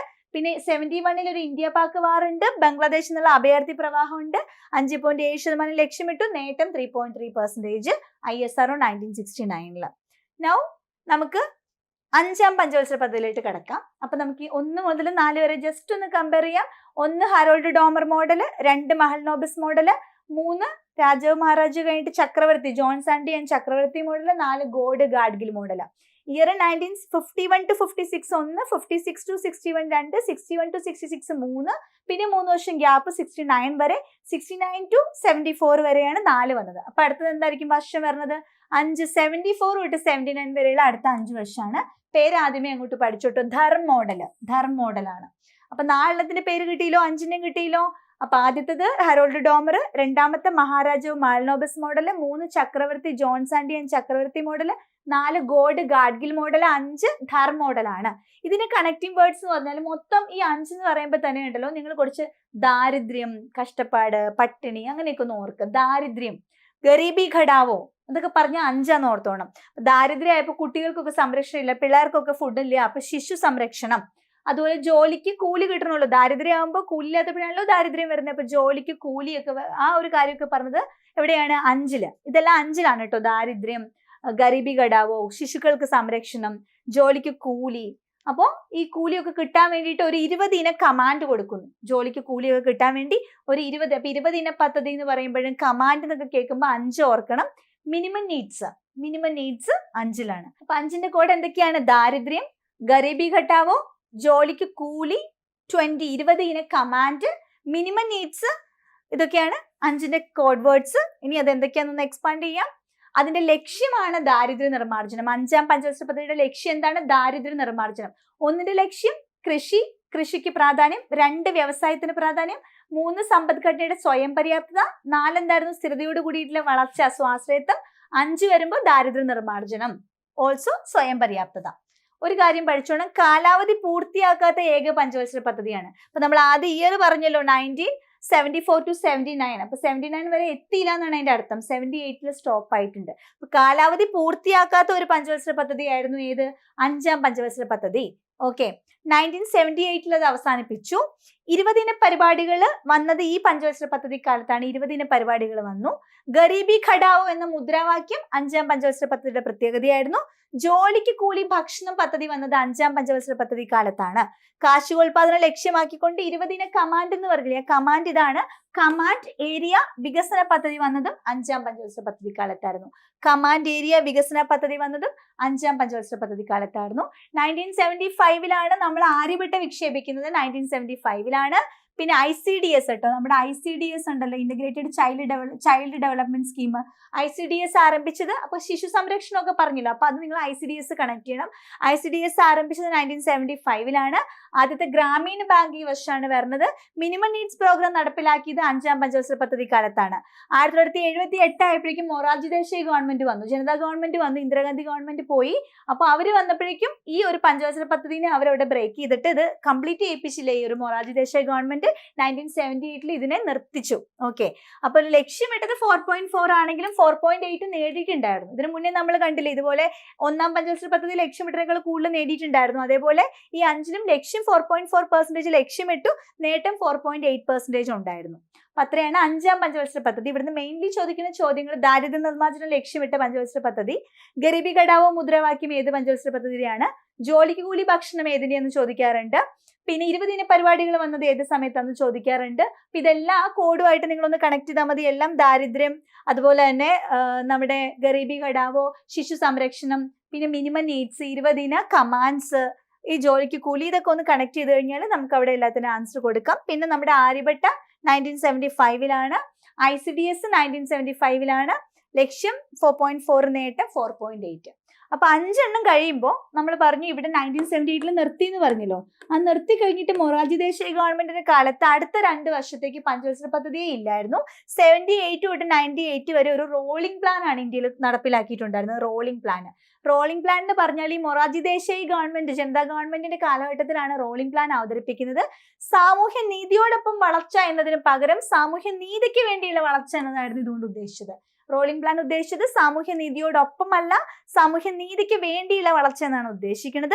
ഈ റോളിംഗ് പ്ലാൻ എന്നുള്ള ആശയം അവതരിപ്പിച്ചത് ഗുണ്ണാർ മിർഡാൽ ആയിരുന്നു. ചോദിച്ചിട്ടുണ്ട്. ഗുണ്ണാർ മിർഡാലിന്റെയാണ് റോളിംഗ് പ്ലാൻ എന്നുള്ള ആശയം. അദ്ദേഹത്തിന്റെ ഏഷ്യൻ ഡ്രാമ എന്ന ഗ്രന്ഥം അദ്ദേഹത്തിന്റെ ഫേമസ് ആയിട്ടുള്ള ഗ്രന്ഥമാണ് ഏഷ്യൻ ഡ്രാമ. ഗുണ്ണാർ മർഡാലിന്റെ ഗ്രന്ഥമാണ് ഏഷ്യൻ ഡ്രാമ. റോളിംഗ് പ്ലാൻ എന്നുള്ള ആശയം ഗുണ്ണാർ മർഡാലിന്റെയാണ്. എന്നായിരുന്നു റോളിംഗ് പ്ലാൻ? 1978 തൊട്ട് 1980 വരെയായിരുന്നു. ഏത് ഗവൺമെന്റിന്റെ കാലത്താണ്? മൊറാർജി ദേശായിയുടെ. എന്തായിരുന്നു അത് ഉദ്ദേശിക്കുന്നത്? സാമൂഹ്യനീതിയുടെ ഒപ്പം വളർച്ച എന്നതിന് പകരം സാമൂഹ്യനീതിക്ക് വേണ്ടിയുള്ള വളർച്ച എന്നുള്ളതായിരുന്നു. ഓക്കെ, അപ്പോൾ നമ്മുടെ പഞ്ചവത്സര പദ്ധതികൾ എൻഡ് ചെയ്യാണ്. ഈ ഒരു കാര്യം കൂടെ നിങ്ങൾ നോട്ട് ചെയ്ത് വെച്ചേക്കണം. ഹിന്ദു റേറ്റ് ഓഫ് ഗ്രോത്ത്, അതായത് 1950 മുതൽ 80 വരെ, ഇപ്പൊ നമ്മൾ 78 റോളിംഗ് പ്ലാൻ 80 വരെ, അപ്പൊ ഇത്രയും കാലം ഈ 50 മുതൽ 80 വരെയുള്ള കാലയളവിൽ ഇന്ത്യൻ സമ്പദ് വ്യവസ്ഥയുടെ ഒരു ശരാശരി വളർച്ചാ നിരക്ക്, ഒരു ആവറേജ് ഗ്രോത്ത് റേറ്റ് നോക്കിക്കഴിഞ്ഞാൽ 3.5% ആയിരുന്നു. ഈ വളർച്ചാ നിരക്കിനെ സൂചിപ്പിക്കാൻ വേണ്ടി ഉപയോഗിക്കുന്ന ഒരു പദമാണ് ഹിന്ദു റേറ്റ് ഓഫ് ഗ്രോത്ത് അഥവാ ഹിന്ദു വളർച്ചാ നിരക്ക്. എത്രയാണ് ആവറേജ് വരുന്നത്? 3.5% ആണ് ഹിന്ദു ഗ്രോത്ത് റേറ്റ് കേട്ടോ. ഈ ഹിന്ദു വളർച്ചാ നിരക്ക് എന്ന പദത്തിന്റെ ഉപജ്ഞാതാവ് രാജ് കൃഷ്ണയാണ്. രാജ് കൃഷ്ണയാണ് ഈ ഒരു പദത്തിന്റെ ഉപജ്ഞാതാവ്. ഓക്കെ, അപ്പൊ അത്രയുമാണ് നമ്മൾ ഇന്നത്തെ ക്ലാസ്സിൽ പറഞ്ഞു നിർത്താൻ ഉദ്ദേശിക്കുന്നത്. 6ാം പഞ്ചവത്സര പദ്ധതി തൊട്ട് 12ാം പഞ്ചവത്സര പദ്ധതി വരെ നമ്മൾ ഇതിന്റെ അടുത്ത പാർട്ടിൽ നിങ്ങളിലേക്ക് എത്തിക്കുന്നതായിരിക്കും. അപ്പൊ കൃത്യമായിട്ട് ഈ 5 ഇതുപോലെ കണക്ട് ചെയ്ത് നിങ്ങൾ തന്നെ ഇപ്പൊ തന്നെ നിങ്ങളൊന്ന് ഓർത്ത് നോക്കിക്കഴിഞ്ഞാൽ നിങ്ങൾക്ക് എല്ലാ പോയിന്റ്സും കിട്ടുന്നതേ ഉള്ളൂ. അപ്പൊ ഒന്ന് രാജാവിന്റെ കഥയാണ് പറഞ്ഞത്, കൃഷിയും തോട്ടവിള അല്ലെ, നമ്മുടെ തോട്ടപ്പള്ളി സ്പിൽവേയും ജലസേചനം, ബക്രാനങ്കൽ ഹീരാക്കുഡ് ദാമോദർവാലിയുടെ കാര്യം പറഞ്ഞതും, പിന്നെ IITയുടെ കാര്യം പറഞ്ഞതും, കുടുംബാസൂത്രണം, UGC, NES അല്ലെ, ഇതൊക്കെ നമ്മൾ 1 പറഞ്ഞു. 2ന്റെ കോഡ് വേർഡ്സ് എന്തായിരുന്നു? മഹാരാജാവിന്റെ കാര്യം പറഞ്ഞു, വ്യവസായവും ഇരുമ്പുരുക്ക് ശാലകളും ഗതാഗത വികസനത്തിന്റെ കഥയൊക്കെ പറഞ്ഞിട്ടുണ്ടായിരുന്നു. ഇരുമ്പുരുക്ക് ശാലകളുടെ സംസ്ഥാനവും രാജ്യങ്ങളുടെ സഹായം കൊടുത്ത രാജ്യമൊക്കെ ഓർക്കണം. 3 നമ്മൾ ചക്രവർത്തിയുടെ കാര്യം പറഞ്ഞു, ചക്രവർത്തി, ഹരിത വിപ്ലവം, പിന്നെ യുദ്ധങ്ങൾ 62 India China war, 65 India Pak war, പിന്നെ NCERT, ഡയറി എഴുതുന്ന ക്ഷീരവികസന ബോർഡ്, പിന്നെന്താണ് ബൊക്കാറോ, ഇതൊക്കെ നമ്മൾ പറഞ്ഞത് എവിടെയാണ്? ജോൺസ് ആൻഡ് ജെയിംസ് ചക്രവർത്തി മോഡൽ പറഞ്ഞ് 3 4 വന്നപ്പോൾ നമ്മുടെ കോഡ് എന്തായിരുന്നു? ഗോഡായിരുന്നു. ഗോഡിന് എന്തൊക്കെയായിരുന്നു? ഗോഡിനോട് പ്രാർത്ഥിച്ച് സമ്പദ്ഘടനയുടെ സ്വയം പര്യാപ്തത 3 ഗോഡിനോട് എന്താ പ്രാർത്ഥിച്ച്? സ്ഥിരതയോട് കൂടിയിട്ടുള്ള ഒരു വളർച്ചയും സ്വാശ്രയത്വവും ദുർബല വിഭാഗങ്ങളുടെ ഉന്നമനവും ഒക്കെ ആയിരുന്നു ഗോഡ് അനുഗ്രഹിച്ചു. പൈസ വരുന്നു, ബാങ്ക് ദേശസാൽക്കരണം, പിന്നെ പാല്, ധവള വിപ്ലവം, ഓപ്പറേഷൻ ഫ്ലഡ് ഒക്കെ പറഞ്ഞത് അതിലായിരുന്നു. പിന്നെ ഓരോന്നിനും ഓരോ ഇയേഴ്സ് നമ്മൾ പറയണ്ടല്ലോ. ഇപ്പൊ 69 ISRO, അപ്പൊ ഏത് പഞ്ചവത്സര പദ്ധതി കാലത്താണ് 69 നിങ്ങൾ ഓർത്തു വെക്കണം. അതുപോലെ ഇപ്പൊ 75 ആര്യഭട്ട വരുമ്പോൾ അത് ഏത് ഇയർ ആണെന്നുള്ളത് നിങ്ങൾ ഓർത്തു വെക്കണം. പിന്നെ നമ്മുടെ നമ്മുടെ സ്മൈലിംഗ് ബുദ്ധ ലാ വെച്ചിട്ട് നമ്മൾ പറഞ്ഞു, ഷിംല കരാർ ലാ വെച്ചിട്ട് പറഞ്ഞു. ഇതൊക്കെ 4 ഓർത്ത് വെച്ചേക്കുക. അത് കഴിഞ്ഞിട്ട് 5 വരുമ്പോൾ നമ്മുടെ ദാരിദ്ര്യ നിർമ്മാർജ്ജനം, ഗരീബി ഘടാവോ, ജോലിക്ക് കൂലി, ഭക്ഷണം, 20 പരിപാടികൾ, മിനിമം നീഡ്സ്, ഇതൊക്കെ എവിടെയാണ്? 5. ഓക്കെ, അപ്പൊ ഇങ്ങനെ നിങ്ങൾ കണക്ട് ചെയ്യുക. പിന്നെ ഇയർ വരുമ്പോൾ ഒറ്റ ഒരു കാര്യം ഓർത്താൽ മതി. ഫസ്റ്റ് 51 തൊട്ട് 5 വർഷം കൂട്ടി പോയിരുന്നു. എവിടെയാ ബ്രേക്ക് വരണേ? 3 കഴിഞ്ഞിട്ട് 66 to 69 ഒരു ബ്രേക്ക് വരുന്നുണ്ട്. പിന്നെ 69, 74 വീണ്ടും പോയി. 74, 79 5 വരുമ്പോൾ 78 നിർത്തും. 78 നമ്മുടെ മൊറാർജി ദേശായി വരുമ്പോൾ അത് നിന്നിട്ട് 78 തൊട്ട് 80 വരെ എന്താണ്? റോളിംഗ് പ്ലാൻ ആണ്. ഓക്കെ, അപ്പൊ ഇത്രയും നിങ്ങൾ കണക്ട് ചെയ്ത് പറഞ്ഞു നോക്കുക. ഇത് നിങ്ങൾക്ക് സെറ്റായി, നിങ്ങൾക്ക് ഇത് ഉപകാരപ്പെട്ടു, നിങ്ങൾക്ക് കൃത്യമായിട്ട് കണക്ട് ചെയ്യാൻ പറ്റുന്നുണ്ട് എന്നുണ്ടെങ്കിൽ തീർച്ചയായിട്ടും വീഡിയോ ഉണ്ടെന്ന് നിങ്ങൾക്ക് കമന്റ് നിങ്ങൾ അറിയിക്കുക. നിങ്ങൾക്ക് എത്രത്തോളം ഉപകാരപ്പെട്ടു എന്നുള്ളത് തീർച്ചയായിട്ടും നിങ്ങൾ അറിയിക്കുക. അതുപോലെ ഈ ഇതുമായിട്ട് ബന്ധപ്പെട്ട് പ്രീവിയസ് ചോദ്യങ്ങളൊക്കെ നിങ്ങളൊന്ന് നോക്കിക്കഴിഞ്ഞാൽ നിങ്ങൾക്ക് കറക്റ്റ് ആയിട്ട് ഇത് വെച്ചിട്ട് ആൻസർ ചെയ്യാൻ പറ്റുന്നതുകൊണ്ട് നോക്കുക കേട്ടോ. അപ്പൊ അടുത്ത ക്ലാസ്സിനായിട്ട് നിങ്ങൾ വെയിറ്റ് ചെയ്യണം. അത് കംപ്ലീറ്റ് ആയിട്ട് കാണണം. 6 തൊട്ട് 12 വരെയുള്ള നമ്മൾ അടുത്ത ക്ലാസ്സിൽ കൊണ്ടുവരുന്നതായിരിക്കും. So thank you all. എല്ലാവർക്കും നന്നായിട്ട് ഇത് പഠിക്കാൻ സാധിക്കട്ടെ. All the very best. See you. By.